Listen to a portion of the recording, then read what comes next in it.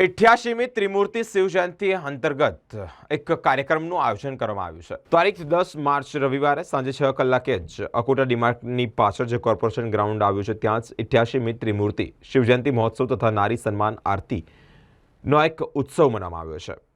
નારીને નરકનું દ્વાર કહેવામાં આવી તેને જ માધ્યમ બનાવી સુખ શાંતિ સંપન્ન સ્વર્ગની સ્થાપના કરાવી રહ્યા છે।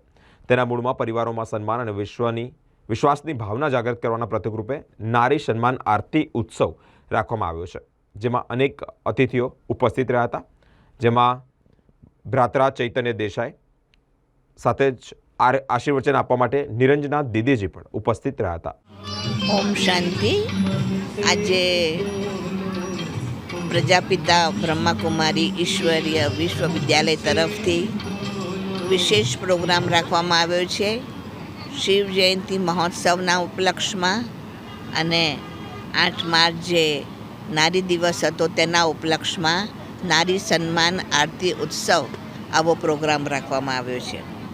વિશેષ કરીને આજના સમયની અંદર જે તણાવ, દુઃખ, અશાંતિ, સંઘર્ષ આ બધું જ જોવા મળે છે, એના ઉપાય રૂપે વિશેષ સ્વયં નિરાકાર પરમપિતા પરમાત્મા શિવ આ સૃષ્ટિ પર આવીને ઈશ્વરીય જ્ઞાન અને રાજયોગ શીખવાડે છે, જેના દ્વારા મન શાંત બને છે, સ્ટ્રેસ ફ્રી બને છે, વ્યક્તિ સકારાત્મક બને છે, મન શાંત બને છે।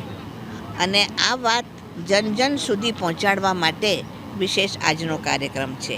બીજી વાત કે આજે નારીને જે નર્કનું દ્વાર સમજવામાં આવતું હતું તેના બદલે આજે નારી દ્વારા પરમાત્મા સ્વર્ગની સ્થાપનાનું કાર્ય કરે છે, પણ તે ત્યારે બને કે જ્યારે નારી નારીનું સન્માન કરે। આજે નારીનું શોષણ તો થાય છે, એના દ્વારા કાર્ય તો લેવામાં આવે છે, કામ તો લેવામાં આવે છે, પરંતુ એના સન્માનની અંદર કમી છે। તો આજે નારી નારીના સન્માન રૂપે, ભાઈઓ પણ નારીનું સન્માન કરે એના એક પ્રતીક રૂપે આરતી રાખવામાં આવી છે, નારી સન્માન આરતી ઉત્સવ। તો આજે બહેનો, વિશેષ કરીને જે મોટા બહેનો છે, સાસુ જે છે, તેઓ પોતાની ઘરમાં આવનારી નાની બહેનો, વહુઓની આરતી ઉતારશે।